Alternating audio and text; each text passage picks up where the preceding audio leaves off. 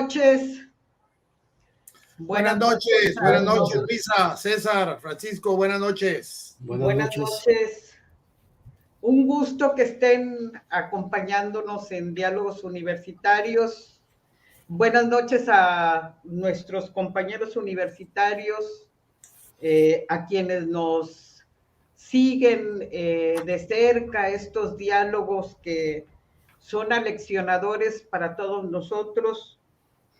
En este mes de mayo seguimos con la Ley General de Educación Superior, sugerido, pero también con acuerdo de César, de Francisco y de Daniel, pues continuar, pero antes de continuar sobre el tema que es autonomía y forma de gobierno, vincularlo implica, o al menos esa es la intención, es ver cómo la autonomía se ejerce en cada universidad. Y la sesión anterior, Solorio nos dio una pista de comprensión cuando dice que el rector tiene una doble función, que es autoridad y es patrón, como funciones irreconciliables. Y en el caso de mi universidad, pues eso se duplica, y creo que en el resto de las universidades, donde los directores son directores, pero también son presidentes de los consejos técnicos. Entonces tienen el campo para abrir la libertad de cátedra, pero también tienen la fuerza y el poder como patrón para limitarla a la hora que les plazca. Más o menos por ahí sería el tema. Antes de entrar y de darles la palabra, yo les pediría que se presentaran como la vez pasada, como ustedes gusten. No tiene caso que yo los presente, yo los estimo, los quiero mucho, agradezco su compañía o nuestra compañía por esta bandera de democratizar nuestras universidades, que hay que valorarlo. Pues les doy la palabra, adelante, se presentan y luego ya abordamos el tema. Adelante, César. Sí, buenas noches. Buenas noches, Luisa, Daniel, Francisco. Buenas noches, César. Segunda noche que nos encontramos. Y pues lo único que puedo decir, soy profesor de la Facultad de Estudios Superiores de Iztacala, que es parte de la UNAM. Soy psicólogo y fundamentalmente docente, ¿no? Gracias, César. Francisco. Soy maestro, buenas noches, amigos. Un placer como siempre. Pues soy maestro de la Facultad de Ciencias de la Educación. Soy profesor de tiempo completo ahí y pues mi área pues es la formación docente. Gracias. Daniel. Bueno, mi nombre es Daniel Solorio Ramírez, soy abogado y profesor de la Facultad de Derecho de la Universidad Autónoma de Baja California en el campus Mexicali. Tengo arriba de, ya no me interesa precisar el número exacto, pero arriba de 40 años y me acabo de jubilar recientemente. Lo voy a decir de manera muy, en poquitas palabras, por la presión de la gobernante después de que de mi cuarto intento de ser rector. Y bueno, me gusta, me interesa muchísimo el tema autonomía, me interesa mucho la vida universitaria. Hasta ahí. Gracias, Solorio. Entonces comenzamos con la participación. Ahora bueno, ya fijamos más o menos el tema, seguimos yo creo que todos estamos de acuerdo con esta parte de la derogación del artículo 2 de la Ley General de Educación Superior por los efectos que tiene, y pues abordar el tema de la autonomía y la forma de gobierno. y ahondar en algo que después de escuchar, de verlos, de escuchar a cada uno, pues tal pareciera que en todas nuestras universidades, con independencia de si hay proceso electoral o es junta de gobierno la que designa, en cualquiera de los casos hay la burocracia dorada, este ejercicio de la autonomía que da por resultado pues una burocracia con sobresueldos, una precarización con los docentes y aumento de cuotas. Bueno, ahí quedó el tema que abrió Soloro y que abrieron todos los demás. Entonces, pues César, desde la UNAM, la más antigua y democrática universidad, Bueno, que yo es la que nos guía, es el faro de luz. agradezco la ironía de Luisa. Y yo creo que para pensar las formas que adquiere cada universidad para intentar autogobernarse, pues vale la pena como imaginar en números qué significa eso. La UNAM este año tiene 373,640 alumnos y son atendidos por 42,190 profesores y se supone que el trabajo que hacen alumnos y profesores es apoyado por 30,265 trabajadores administrativos. La semana pasada yo comentaba pues que la UNAM pues tiene un presupuesto de 52,728 millones de pesos, que creo que es suficiente dinero como para corromper a cualquier funcionario. ¿Puede repetir la cantidad, César? Sí, son 52,728 millones. Ok. Ajá. Que más o menos representa un presupuesto arriba de 17 estados de la República. Entonces, el dinero no es menor, el número de gentes que participamos en la universidad tampoco es menor, andamos arribita del 500,000 de personas, y pues eso significa, digamos, toda una maquinaria muy compleja como para administrar, y el tema que nos ocupa esta noche, para gobernar, digamos, tal cantidad de gente, ¿no? Tiene presencia la UNAM en 32 entidades de la República, pero también tiene presencia en Estados Unidos, Canadá, España, China, Costa Rica, Francia, Inglaterra, Alemania y Sudáfrica. Igual que la UAT, tiene su barquito. También. Para hacer investigación en océanos.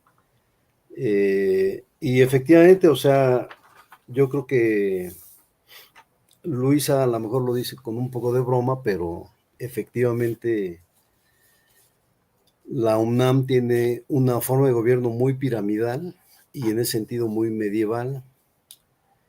También hay quienes intentan compararlo al estilo colonial. Y ahí yo les decía, bueno, pues la UNAM, la forma en cómo elige al rector y a los directores es a través de una junta de gobierno, que son 15 notables universitarios.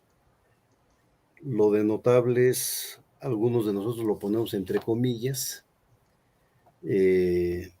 pero ellos son los que deciden quiénes son los directores de las 16 facultades que tiene la universidad, quién es el director de las 5 unidades multidisciplinarias con las que cuenta. También nombra a los 8 directores de las escuelas nacionales preparatorias, a los 5 directores de los SHs, a los 35 directores de los institutos de investigación, a los 14 directores de los centros de investigación, y también a quienes son responsables de los 13 programas que tiene la universidad. En ese sentido, digamos, la tarea o la idea de que 15 gentes decidan sobre todos estos centros de la UNAM, pues resulta complejo, y pues para quienes nos encontramos de ese lado, pues es demasiado tentador pensar que efectivamente la cantidad de dinero que se juega ahí y la cantidad de entidades académicas que participan en sus programas, pues hacen bastante tentadora la idea pues de formar grupos que entran en conflicto y se pelean, digamos, la administración de la universidad. Es una institución del Estado mexicano, la UNAM, y sin embargo hay de manera reiterada por parte de los gobernantes del país, como por parte del rector y los directores de la universidad, esta insistencia en que la universidad es autónoma y en consecuencia no debiera haber intervención externa. En estos momentos, como en el año 2019, hay un diputado que pues va, o por lo menos amenaza con meter una iniciativa de ley para que la elección de este año del rector sea por voto directo, secreto y universal, lo que motivó, por supuesto, la manifestación pública de Graue, y se entiende, digamos, su oposición, digamos, a la propuesta de ley, porque pues no podía ser de otra manera. O sea, él no llegó por voto, sino llegó por la decisión de los miembros de la Junta de Gobierno, y en consecuencia, digamos, ahí como que el asunto es pues interesante en términos de poder debatir si lo que ocurre dentro de los centros universitarios es lo que dice la legislación universitaria. La legislación universitaria dice: la Junta de Gobierno elige al rector y a los directores. Y la legislación dice que por encima del rector, en asuntos de decisiones académicas, pues se encontraría el Consejo Universitario, presidido sí por el rector, pero no determinado, o sea, las decisiones del Consejo Universitario no determinados por la Junta de Gobierno, porque en teoría el Consejo Universitario es un órgano electo por voto directo, universal y secreto de los distintos sectores de la universidad, profesores y alumnos. Y aquí me parece que el pequeño problema que existe tanto en el Consejo Universitario como en los consejos técnicos de cada escuela, facultad e instituto, pues es un poco la poca conciencia o el poco percatarse de quienes ocupan un lugar de consejero, de que llegaron ahí por voto y que llegaron ahí a representar un sector de la universidad. Y el fenómeno que ha ocurrido pues por lo menos en los últimos 40 años, es que los miembros de los consejos, pues por alguna extraña razón, no se asumen como representantes, sino se asumen como una suerte de funcionarios, ¿no? Poco parecidos pues a un secretario académico o a un secretario de Relaciones Institucionales, ¿no? Lo que menos hacen es consultar a sus representados, y lo que mucho menos hacen es justamente consultar a sus representados cuando van a hacer votaciones que afectan la vida académica de la universidad. Entonces yo creo que ahí hay un reto interesante. Si la semana pasada decíamos que los profesores no se asumen como trabajadores, me parece que el problema con el caso de los consejos universitarios es que no se asumen como representantes y entonces votan como, pues como acuerdan con otros consejeros o incluso votan como se lo sugieren los directores o el rector. Y creo que ahí es un problema serio porque en la UNAM nadie les pide cuentas. O sea, los consejeros no entregan cuentas de el sentido de sus votos, ni tampoco entregan cuentas de los efectos que tienen las decisiones que ellos toman. Entonces, pese a que la legislación universitaria dice que son representantes, en la práctica, estos representantes en realidad no, pues no operan como representantes, ¿no?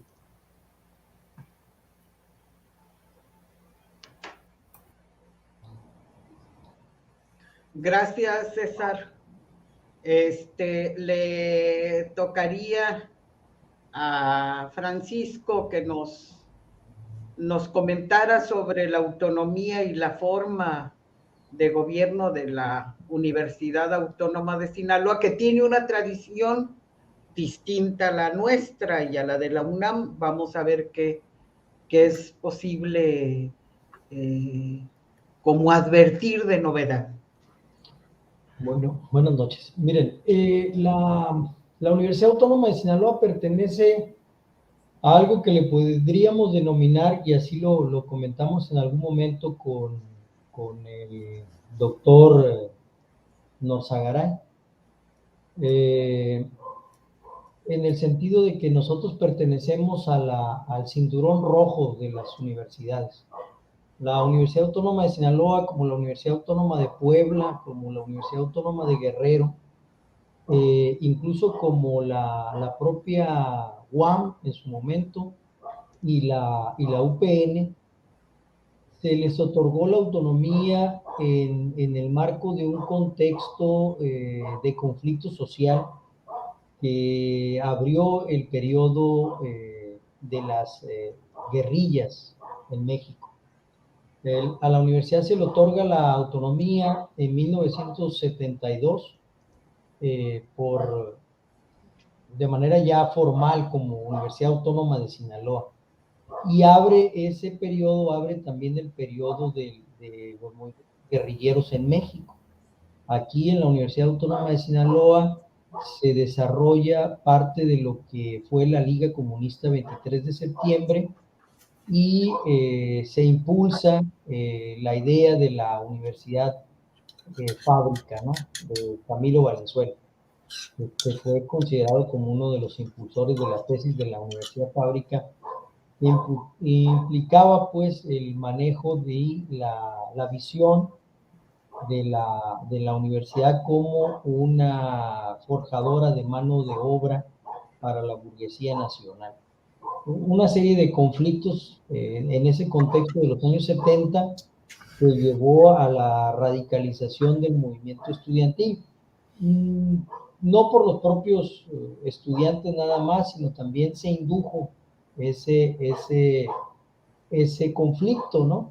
Lo que llevó en su momento a una especie de tregua con Echeverría, que planteó la incorporación de las organizaciones de los exguerrilleros a las universidades.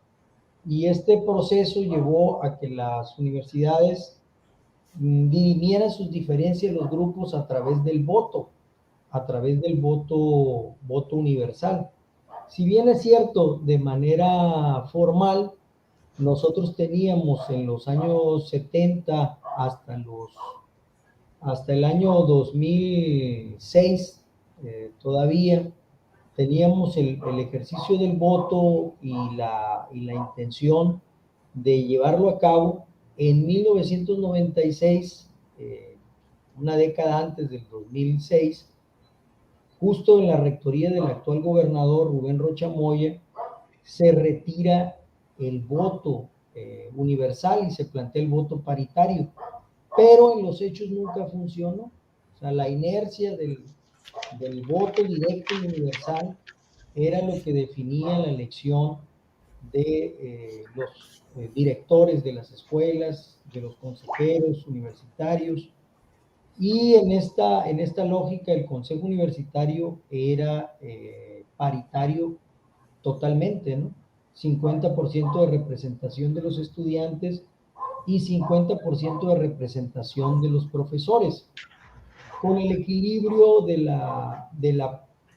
consejo universitario de un consejero para el presidente de la Federación de Estudiantes Universitarios de Sinaloa, la FEUS, que ya venía desde los años de 1930 como Federación de Estudiantes Universitarios Socialistas, que en su momento funda o se organiza a partir de lo que en 1932 se denominó la Universidad Socialista del Noroeste, que termina con el fin de la presidencia de Cárdenas.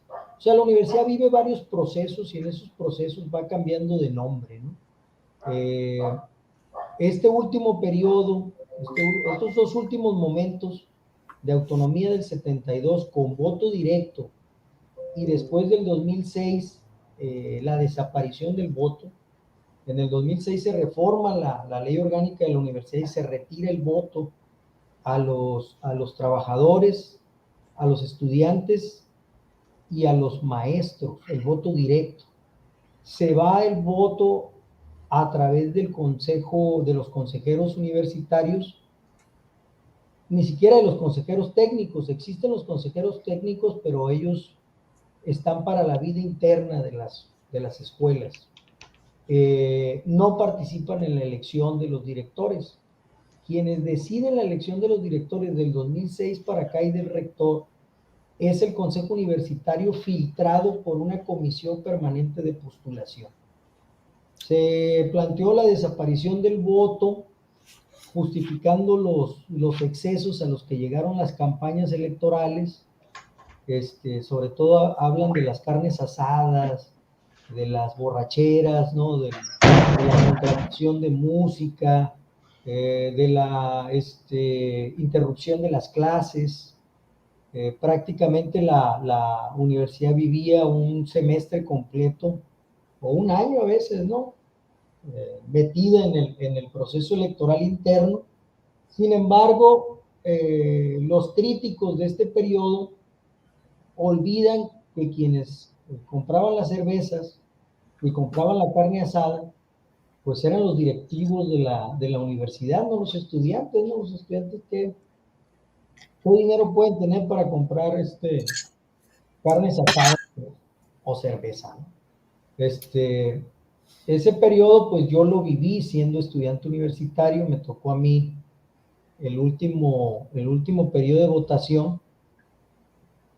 Incluso en el 2006 yo estaba estudiando el doctorado en Barcelona, en España, y escribí un artículo que me costó la incorporación a la universidad por 4 años, que fue de la universidad fábrica a la universidad empresa.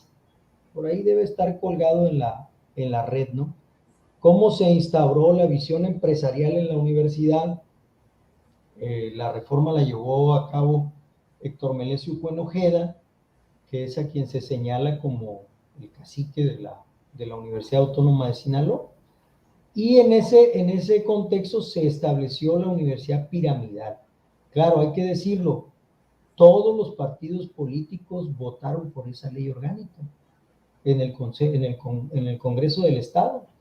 Y todos aplaudieron esa universidad. Todos estuvieron de acuerdo, los priistas, porque fue en el periodo de Jesús Aguilar Padilla, todo el mundo aplaudió esa ley orgánica, y en ese contexto se estableció esta nueva universidad que tenemos, esta universidad piramidal, en donde no hay voto estudiantil, no hay voto de maestros, no hay voto de los trabajadores.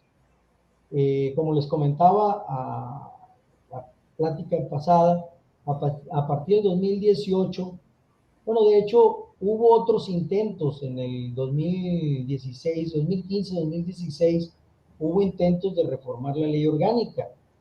Estas propuestas de reforma, encabezadas por maestros jubilados y por profesores en activo, lejos de plantear regresar al voto universal, hasta la fecha siguen manteniendo esa posición.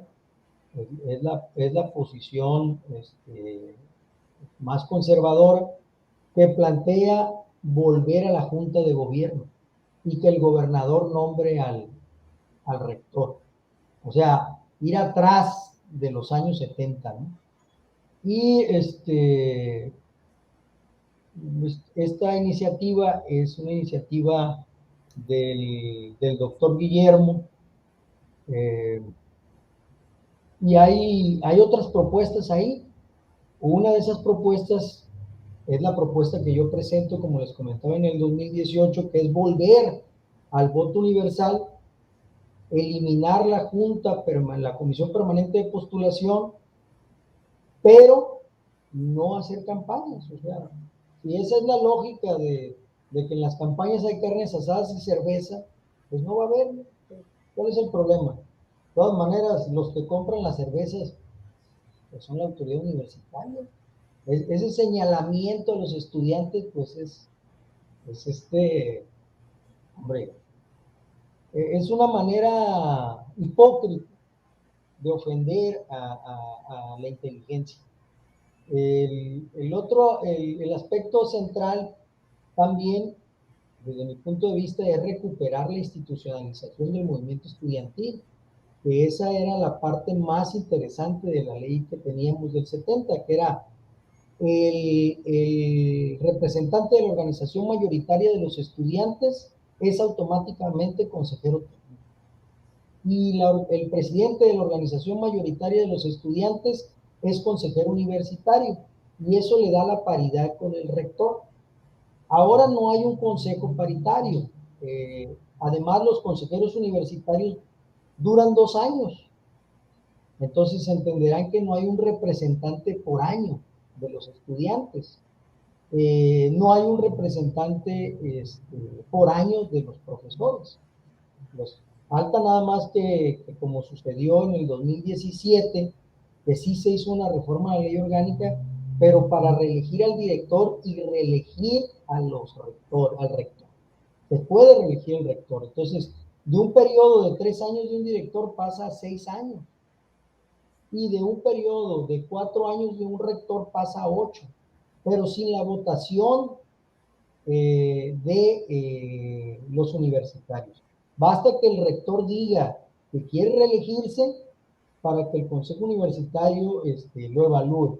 ¿Y cuál va a ser la evaluación? Pues sí, ¿no? O sea, ¿quién va a hacerse el harakiri, no? Y en esa lógica lo que se perdieron son los contrapesos. O sea, los trabajadores como contrapeso democrático al interior ejerciendo su voto, y los estudiantes como el gran elector que impulsaba la elección del rector. Eso se perdió. Al perderse esto, pues dejas en indefensión a 2 grandes sectores, al sector principal, ¿no? A los estudiantes. Y ahora mismo hay una convulsión en la universidad, pero esa convulsión es una convulsión que viene de México, ¿sí? Es una convulsión que viene de la Ciudad de México, con una orden como la que se dio a la Unison de reformarse. Es imperativo reformarse. Ahí hubo el consenso y se logró.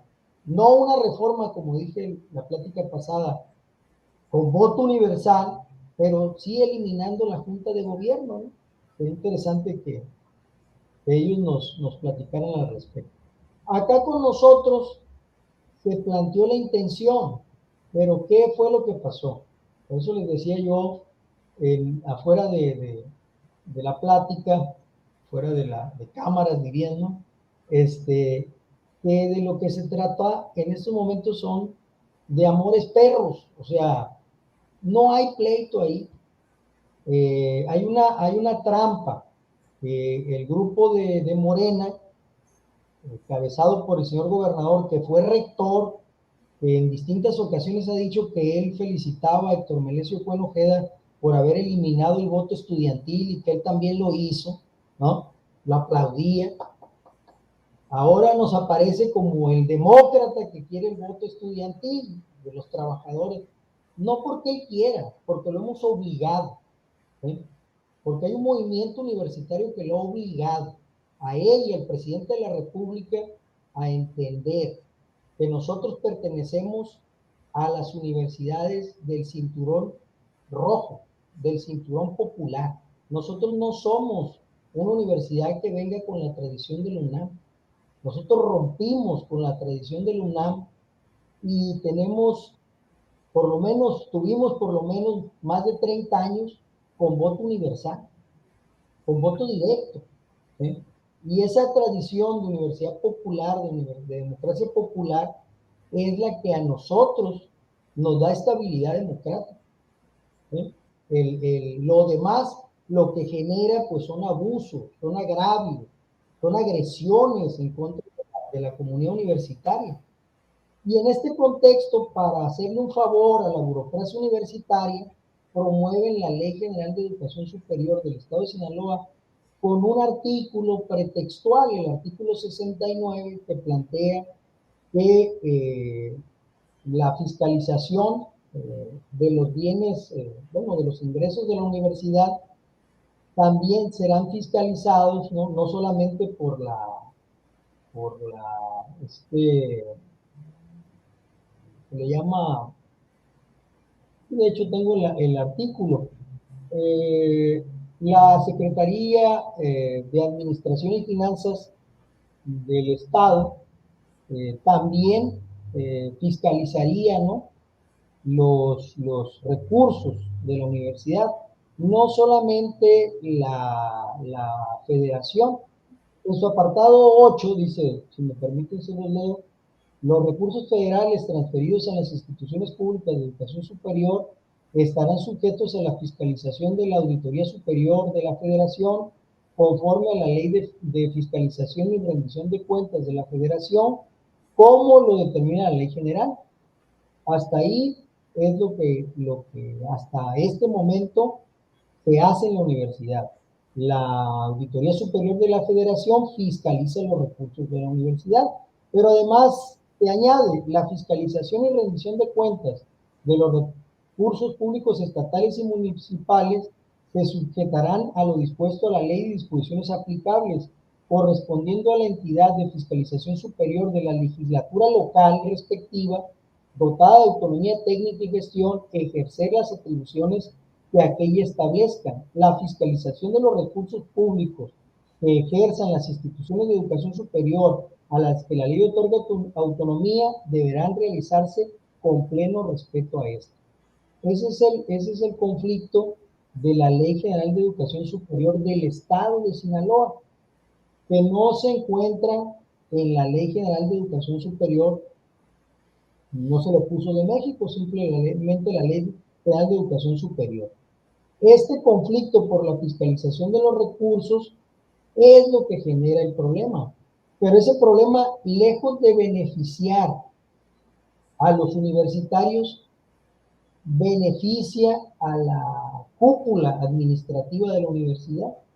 Hay que recordar que Rubén Rocha Moya y Héctor Melesio Cuen Ojeda salieron juntos en la candidatura a gobernador. El PAS y Morena se aliaron para que Rocha llegara a ser gobernador. El PASMOR existe en Sinaloa, ¿no? Así como existe el PRIANMOR, ¿no? Así como, o sea, le podemos poner el PERMOR, el PRD Morena, ¿no? Existe el PRI Morena, existe el PAN Morena, pues así existe también el PAS Morena, ¿no? Que ahora lo quieran negar, pues es simplemente una artimaña para evitar la reforma a la ley orgánica. Esa es la realidad. O sea, tanto Rocha como Cuen no quieren volver al voto universal, libre y secreto. Lo que hay en el fondo es un pleito por la fiscalización, no son los 53,000 millones de pesos de la UNAM, ¿no? Aquí estamos hablando de 7,800 millones de pesos, pero que son manejados a sus anchas, más los recursos propios, porque además, en el tema de la gratuidad de la educación, Morena no es tajante. La educación superior será gratuita, no. Rocha Moya, junto con Goicoechea, el subsecretario de Educación Superior, promovió una ley que establece que va a ser gradual la gratuidad de la educación superior, pero no tiene tiempo.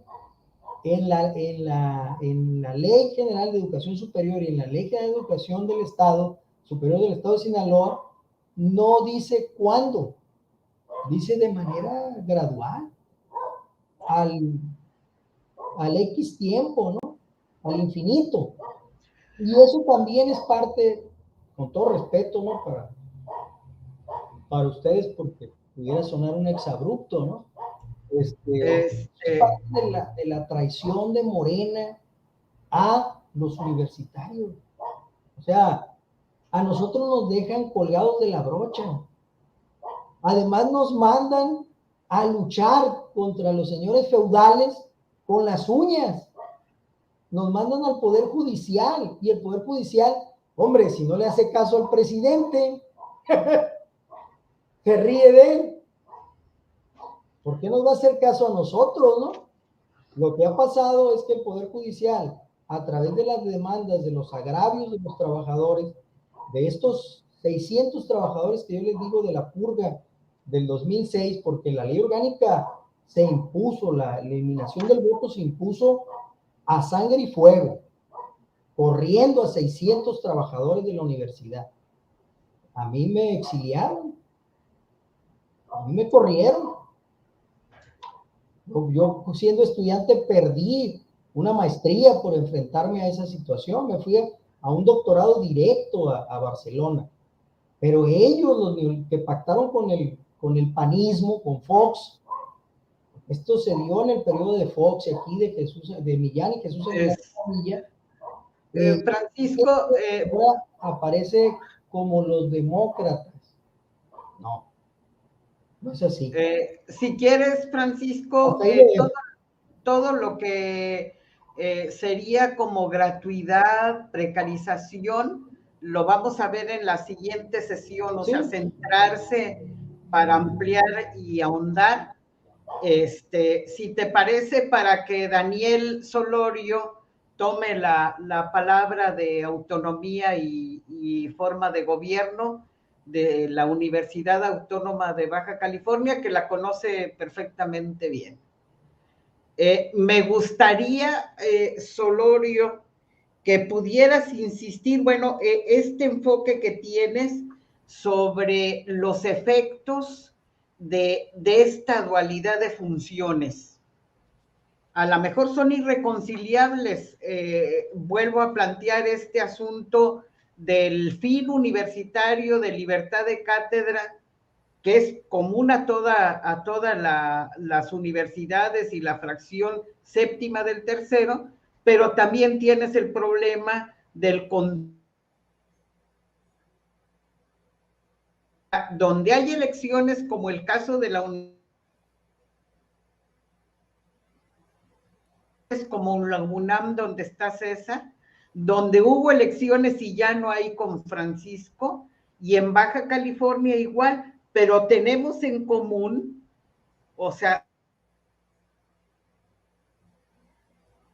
la burocracia dorada, un rector con directores que pueden usar los fondos públicos, aumentarse salarios, subsidiar a los equipos de fútbol, quitar y poner compensaciones, despedir trabajadores y profesores sin ningún problema. Adelante, Solorio. Bueno, pues gracias por la oportunidad. Trataré de ser breve y concretar algunos puntos. Escucho a Francisco Morales Cepeda y me da envidia porque nuestra universidad, la Autónoma de Baja California, jamás. Esta universidad es relativamente joven, nace en el año 1957 y la misma ley orgánica que la crea en el año 1957 es exactamente la misma ley orgánica que tenemos ahora. Ningún cambio de nada. Es una ley creada bajo la época en que el PRI empezaba a consolidarse, empezaba el PRI a ponerse como más duro que nunca y empezaba su etapa ascendente en dureza gubernamental, de control de todo, y así fue diseñada la ley orgánica. Un modelo de gobierno muy similar al de la UNAM. Está creada a imagen y semejanza de la UNAM. Una junta de gobierno integrada por 11 personas. 11 personas que nombran, igual que en la UNAM, igual que en todos lados, no solo nombran rector, no solo eligen rector, eligen todos los directores de todas las escuelas, de todas las unidades académicas, que son más o menos unas 60 en todo el territorio de Baja California, unas 60 unidades académicas que albergan a unos 70,000 estudiantes, más o menos, y unos 7,000 profesores. La UABC tiene un presupuesto para el año 2023 de alrededor de 6,000 millones de pesos. 6,000 millones de pesos para una universidad del tamaño de la nuestra es mucho dinero. Sirve para muchas cosas, aparte de para pagar salarios elevadísimos para la clase dorada, salarios muy elevados y privilegios para la clase dorada, pero salarios bajísimos para los trabajadores administrativos y salarios bajísimos para los académicos precarios. Quisiera detener un momento en este concepto de precariedad que es en torno al cual nos hemos concentrado. Yo para estos efectos llamo trabajadores precarios al más o menos 70% del personal académico de la UABC, es decir, unos 4,000 académicos, más o menos unos 4,000 académicos con nombramientos de asignatura o con nombramientos de plazas de tiempo completo, pero precarios en el sentido de que nacen y mueren 2 veces al año, con contratos de 6 meses, igual que en todos lados. Termina un contrato hoy y mañana empieza el otro, y tú, académico, no generas antigüedad, no tienes posibilidad de oponerte en caso de que se quiera prescindir de ti. El académico precario es prescindible fácilmente. X día, al empezar un nuevo ciclo escolar, simplemente no eres llamado de nuevo y ya estás fuera automáticamente sin necesidad de nada. Nada más ya no se te contrata para el nuevo ciclo escolar y estás fuera automáticamente. Ese es el concepto trabajador académico precario que me parece que está en todos lados. Los trabajadores académicos en la UABC efectivamente no se consideran trabajadores, se consideran académicos, viven en el limbo porque el concepto académico no tiene significación alguna desde el punto de vista jurídico laboral. Eres un trabajador académico que no te consideras trabajador. Nunca se verá a los trabajadores académicos de la UABC en una marcha del 1 de mayo, por ejemplo, porque eso es para los obreros, eso es para los obreros. Nosotros no somos obreros, estamos en un nivel superior, aunque nos paguen menos que a un obrero. Eso no tiene mayor importancia. También quisiera insistir que igual que seguramente en la UNAM y en muchas otras, pues la mayoría de los trabajadores de asignatura, de los académicos de asignatura, son personas que ejercen otra profesión, médicos, ingenieros, abogados y todos los demás que van a dar una clase y se van y no viven de la universidad. La gente que vive de la universidad andará más o menos en un porcentaje del 30% aquí en la UABC. Antes de dejar el tema trabajadores académicos, quisiera enfatizar, porque me parece que puede ser de buena importancia para los afectados en todas las universidades públicas mexicanas por despidos injustificados, que ya se ha venido creando alguna jurisprudencia de la Suprema Corte y de tribunales de circuito que han establecido que un trabajador académico contratado por 2 o más ciclos escolares tiene derecho a permanecer, a que su contrato sea prorrogado, es decir, que no sea despedido si no se le ha dado oportunidad previamente de participar en un concurso de oposición para intentar tener la definitividad en su nombramiento. Esta jurisprudencia todavía es poco conocida, hay que difundirla para que la gente se entere mejor, que haya más académicos interesados en defender sus derechos si es necesario en los tribunales, invocando estos precedentes. Bueno, hasta ahí el tema de los académicos.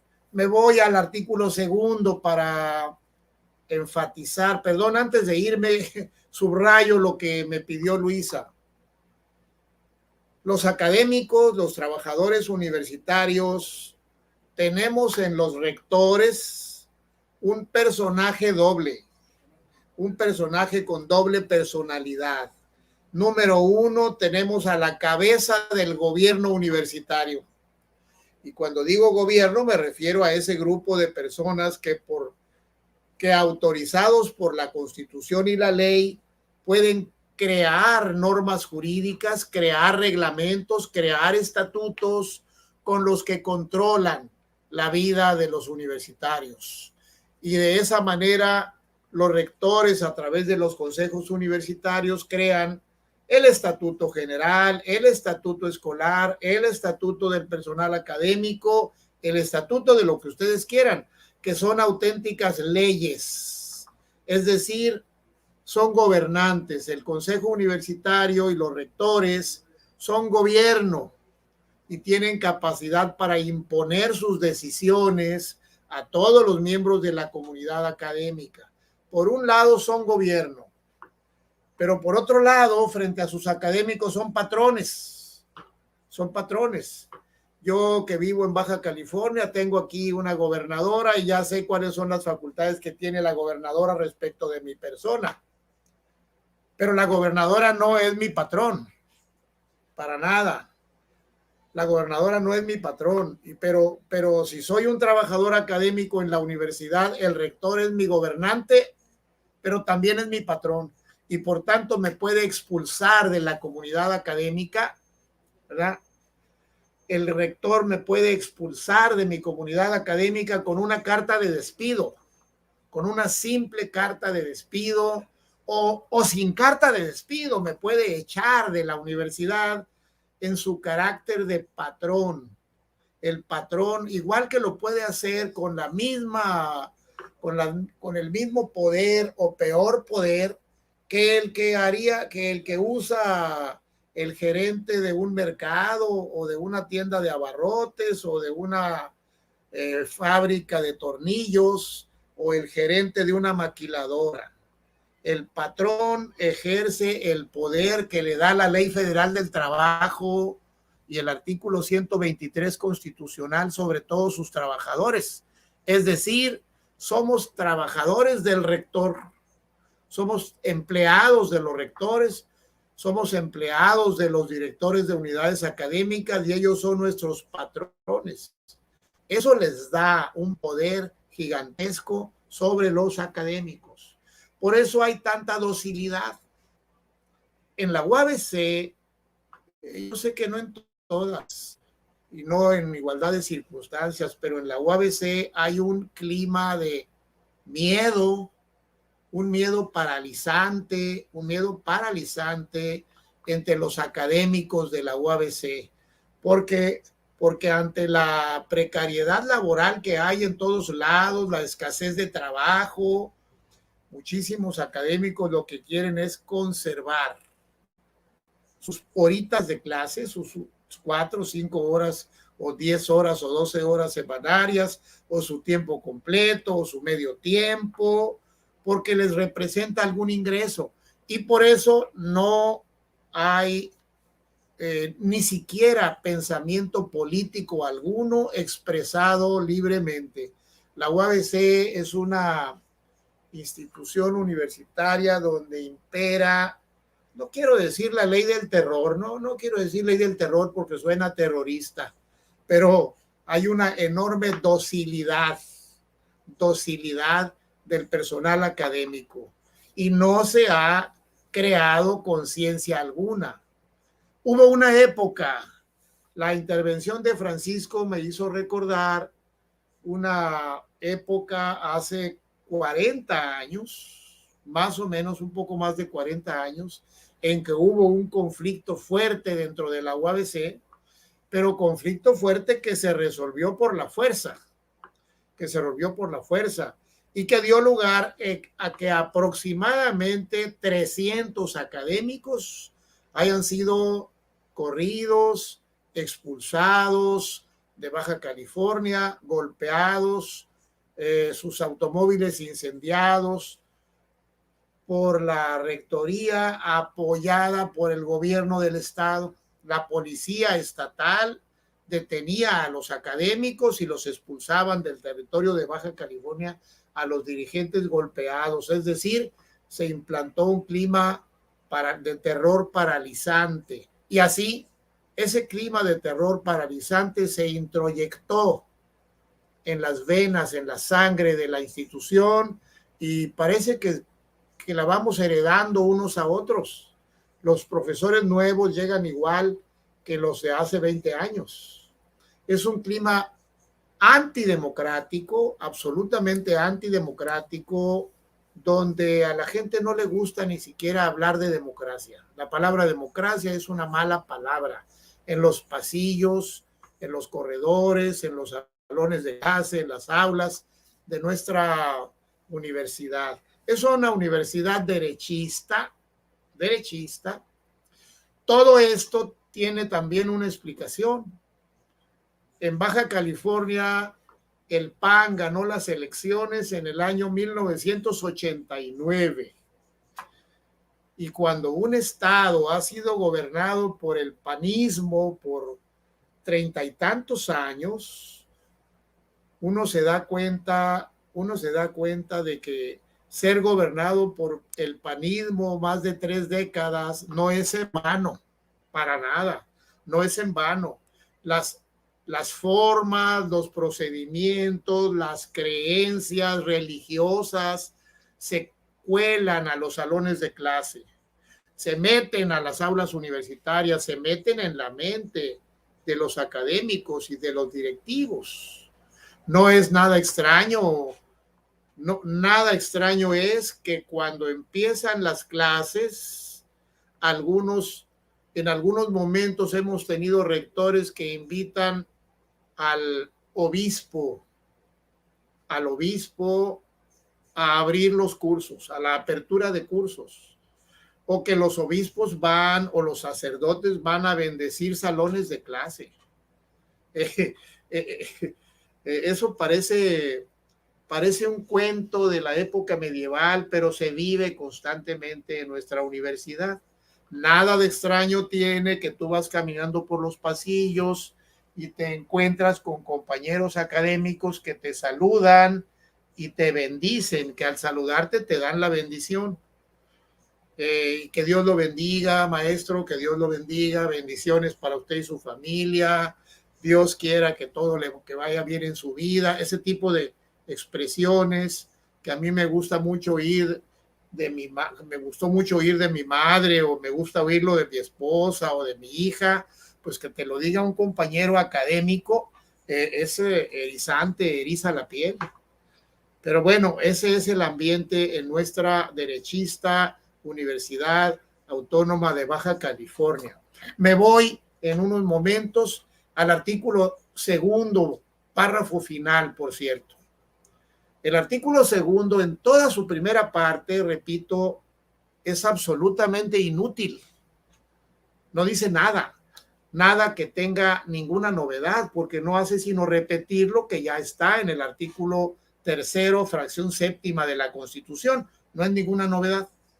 Pero lo que sí es una terrible novedad es la parte esa donde dice todo acto legislativo nuevo, toda iniciativa de reformas deberá contar, como dice, la otra vez lo leyó alguno de ustedes, lo leyó Luisa, el artículo segundo expresamente, quizá lo tienen ahí, todo acto legislativo, alguien lo tiene a la mano, el párrafo ese donde acaba con la posibilidad de que haya reformas en los congresos de los estados. ¿Alguien lo tiene? Lo voy a tener pero tiene que haber una especie de consulta para cualquier reforma a la ley orgánica. Dice expresamente, aquí ya lo tengo, dice expresamente la última parte. Bueno, el artículo segundo, las universidades, dice lo mismo que la fracción séptima, pero luego aquí está la partecita que nos importa.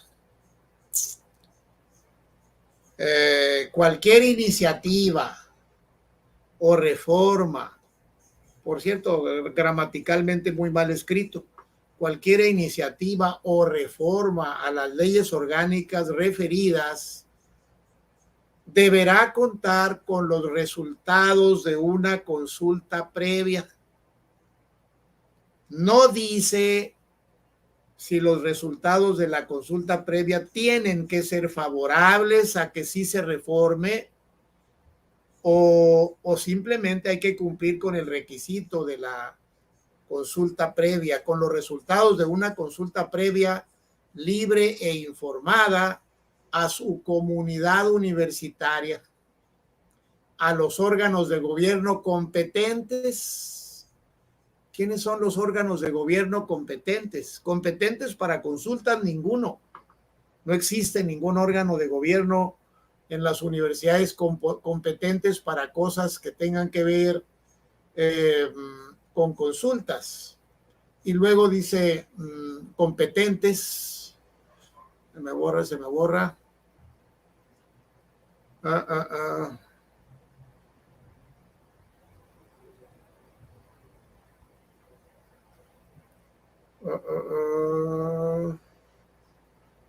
A los órganos de gobierno competentes de la universidad o institución de educación superior a la que la ley otorga autonomía y deberá contar con una respuesta explícita de su máximo órgano de gobierno colegiado. Ya, esa partecita dijo Rocha Moya. Dijo Rocha Moya, ustedes lo conocen mucho mejor que yo, pero lo escuché recientemente en una entrevista. Dijo Rocha Moya, ese artículo, esa parte se creó. Yo fui miembro de la comisión la Comisión Legislativa en la Cámara de Diputados del Congreso Federal. Senadores, él era senador. De senadores, dijo, yo fui miembro del comité, dijo, yo ayudé a poner ese artículo ahí, ok, dijo, y esa es una garantía para proteger la autonomía universitaria. Oiga, señor, oiga, esa es una garantía de que los cacicazgos están debidamente protegidos por la ley. Esa es una garantía de que los congresos de los estados, si en algún estado de la República, por impulso popular, por impulso de los académicos, de los estudiantes, llegara una iniciativa a un congreso estatal contra la voluntad de los rectores, jamás prosperará. Jamás prosperará. Porque ese artículo lo que protege es a los caciques de las universidades contra cualquier intento de reformarles ese régimen que los anida, que los protege para construir sus cacicazgos, sus nidos de poder, su casta dorada. Y bueno, me dio ternura, yo que no conozco a Rocha Moya, pero me dio ternura. Dije, el señor ese parece no tener idea de qué cosa es lo que está diciendo, o parece no tener idea de qué cosa es una universidad, pero sí yo sabía, ya había oído que había sido rector. Bueno, dije, ese señor no sabe de lo que está hablando. Lo que hace falta, por supuesto, es echar abajo ese precepto, echar abajo, porque es un candado para impedir toda reforma a ley orgánica de las universidades, toda reforma democratizadora que no cuente con la bendición de los grupos del poder. En Sonora se acaba de hacer una reforma, ojalá que dentro de poco tengamos una reunión como esta donde los compañeros sonorenses nos expliquen su reforma, su nueva ley orgánica para ver qué tanto avanzaron. Pero en Sonora, pues era el gobernador el que dirigía el proceso. Entonces la consulta, esa consulta de que habla el artículo 2, bueno, se articuló sin oposición, porque no había quien se opusiera, era el gobernador el que dirigía el proceso, los grupos opositores se conformaron, y bueno, cuando es un gobernador el que dirige el proceso de reforma, bueno, las cosas cambian. Supongo que en algún momento, de alguna manera, se instrumentó una consulta a la comunidad universitaria. ¿Quién sabe cómo se habrá consultado a la comunidad universitaria? ¿Quién sabe qué órgano de gobierno habrá expresado su consentimiento? Por eso valdría la pena conocer la experiencia de Sonora. Y de Sinaloa yo tengo la pregunta, pues, para Francisco de nuevo. ¿Hay, Francisco, una nueva ley orgánica en Sinaloa o no la hay recientemente? No, en la universidad.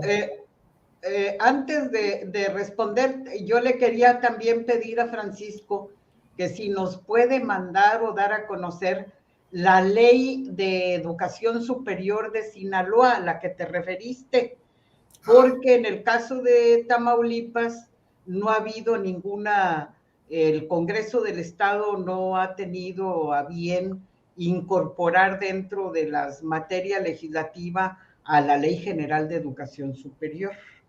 Entonces agradecería mucho a Francisco si nos comparte la ley que aprobaron allá el Congreso de Sinaloa.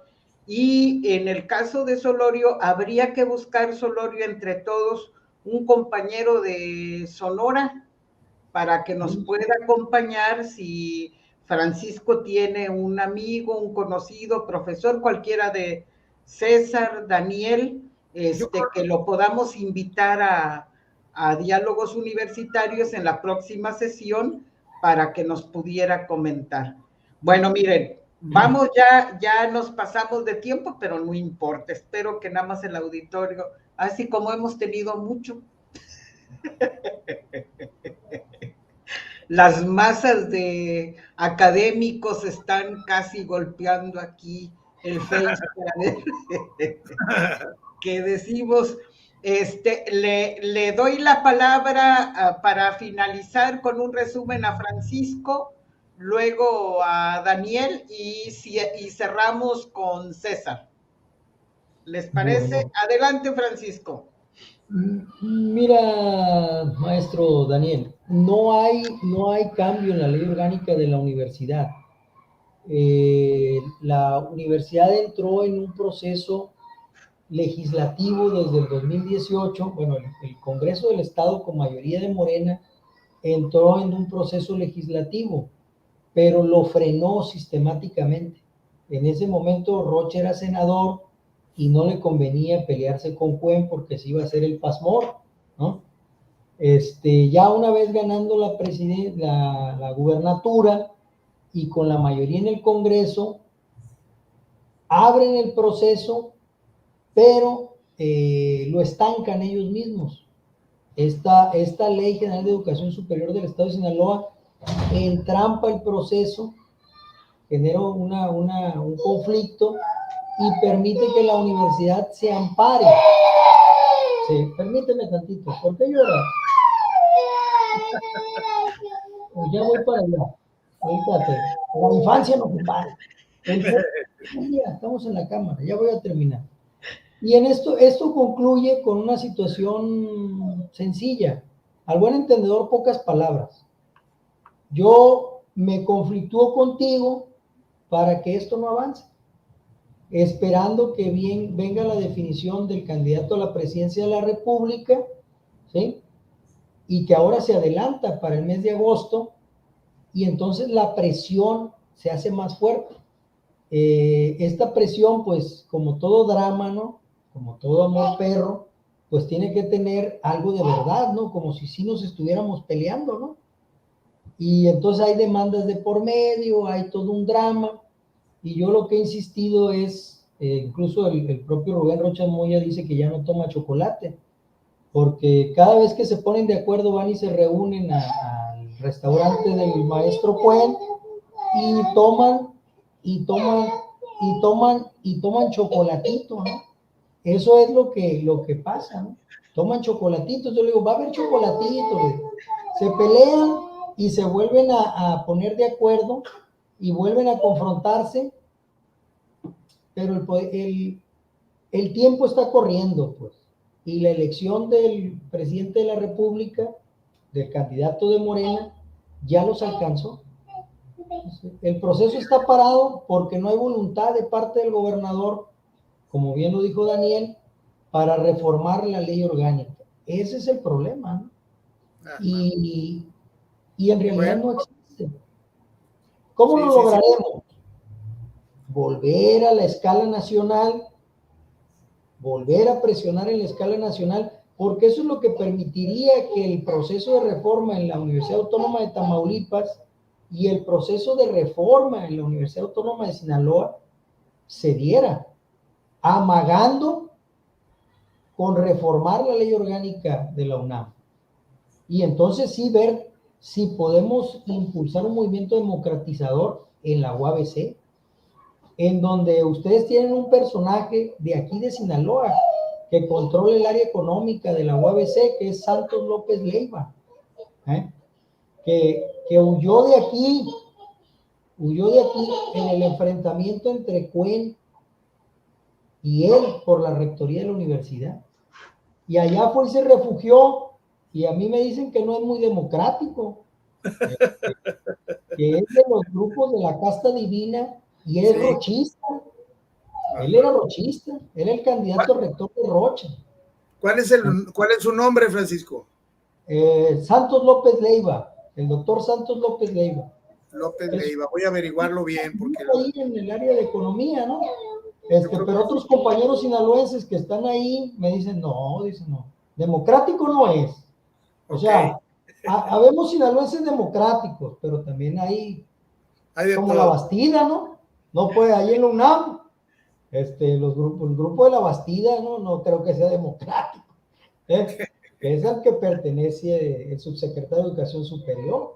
Si se dan cuenta, sí tenemos, no nos consideramos trabajadores, pero los profesores universitarios formamos parte de una élite intelectual a la que no se le ha dado su lugar.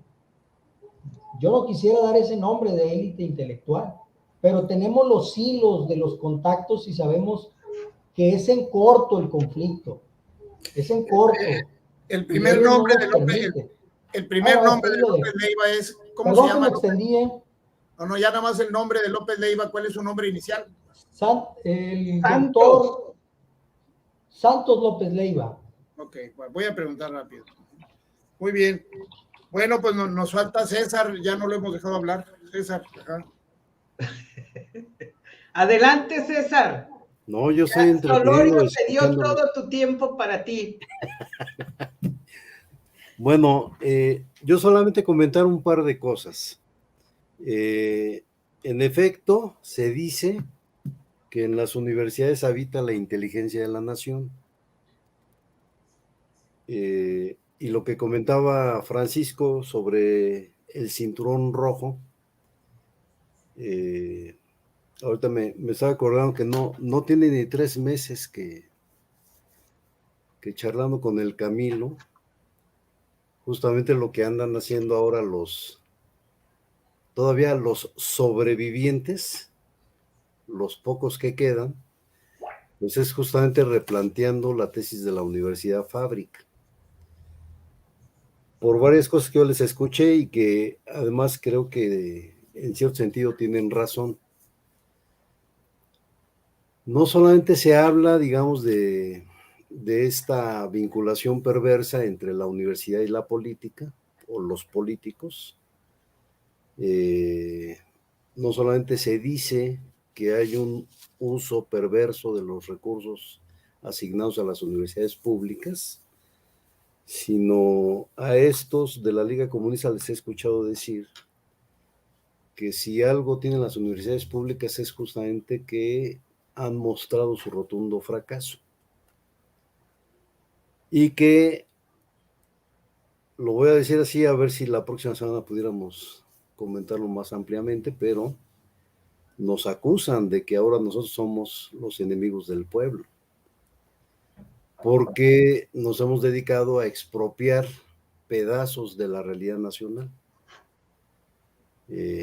Por ejemplo, ¿no? Todos los procesos judiciales, pues entre los abogados, los jueces, los magistrados, y los ciudadanos somos como observadores, ¿no? Los que trabajamos en el campo de la educación, por el solo hecho, digamos, de participar ahí, pues nos volvemos no solamente en los expertos, sino en el filtro que administra quién sí sabe y quién no sabe.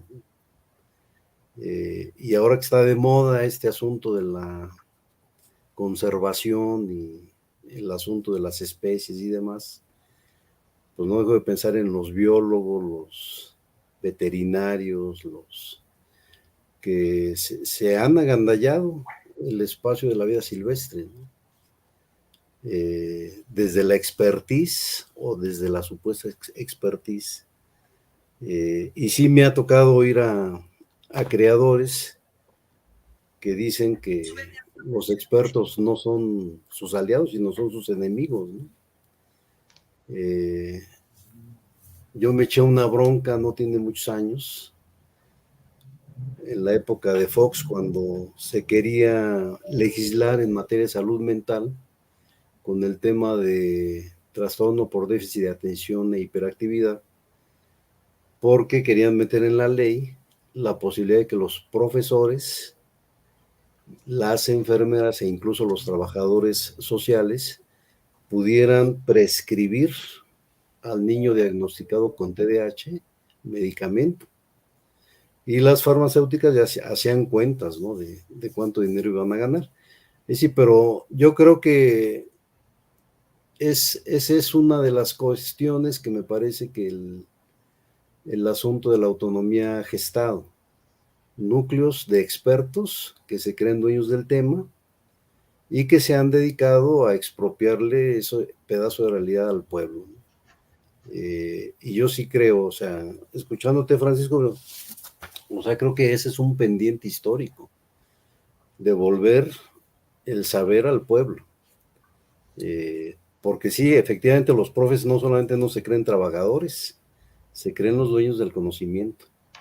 Y ese asunto también es un problema gestado desde este discurso autonómico que parece que gesta una especie de seres de otro mundo, ¿no?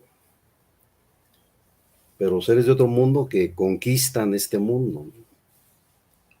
Y pues con ese apunte, pues yo quería cerrar, ¿no? Bien. Bueno, hay mucho para la plática siguiente. Tenemos tela de dónde cortar para seguir cortando sobre la autonomía, precarización sería el tema, ahondar en la precarización, en la gratuidad, a partir de lo que se ha comentado ahora, y quería volverlos a que no se fueran, o sea, que pudiésemos después del siguiente programa hacer un último programa donde pudiésemos como hacer una especie de listado de la problemática a partir de la autonomía, y bueno, y soñar no cuesta nada. ¿Cuáles serían las posibles salidas? O a lo mejor no tenemos salidas. Digo, habría que ser así, ya en esta postura de no somos expertos, de no traer pero sí de ver con mayor porque yo también le apostaba al voto, pero luego que veo que donde tenemos votos, tenemos un rector que nos desprecia, y con esto termino. El día de la cena de los profesores se echó un discurso, y como faltaron muchos trabajadores a la cena, dijo: muy bien, entre menos burros, más olotes.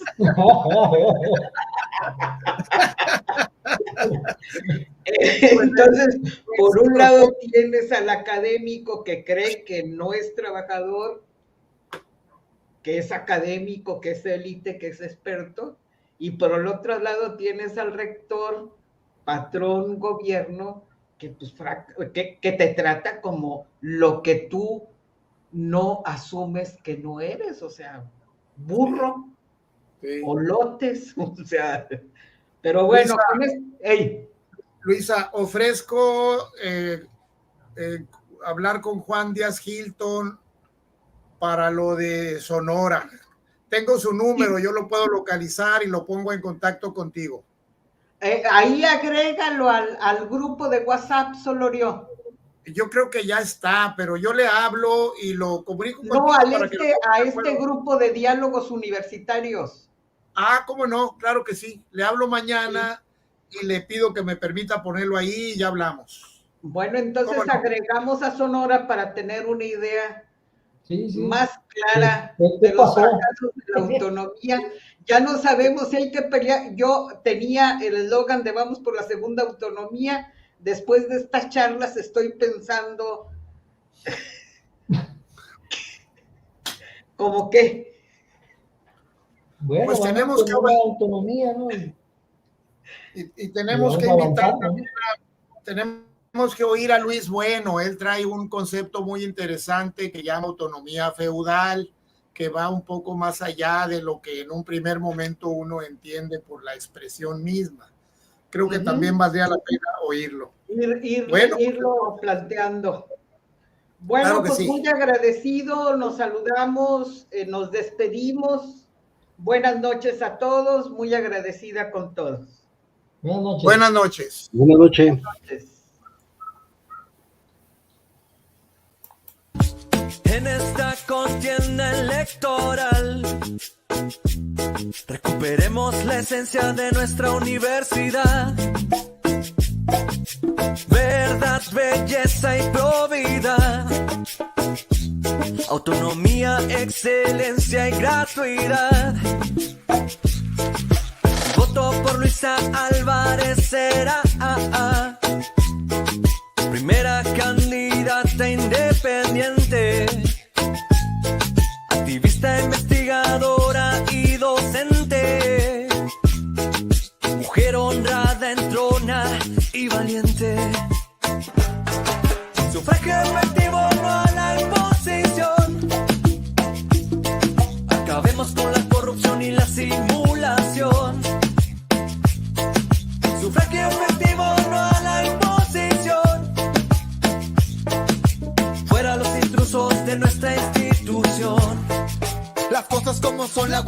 siendo ultrajada. Un grupo de funcionarios la ha tenido secuestrada.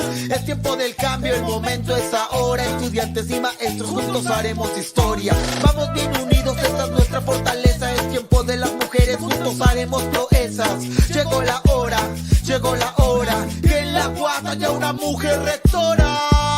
Sufragio efectivo, no a la imposición. Fuera los intrusos de nuestra institución. Enfrentemos a la mafia, desafiemos los esquemas. Con Luisa de la mano derribaremos barreras. La UAS es de todos, la teoría no está en venta. Vamos amigos, el cambio está cerca. Luisa es una mujer muy preparada, sabe de las aulas y ella no está corrompida. Quiere lo mejor para nuestra UAS querida. Vamos con Luisa, vamos con Luisa. Sufragio efectivo, no a la imposición. Fuera los intrusos de nuestra institución. Sufragio efectivo, no a la imposición. Vamos Luisa, eres la solución. Vamos con Luisa.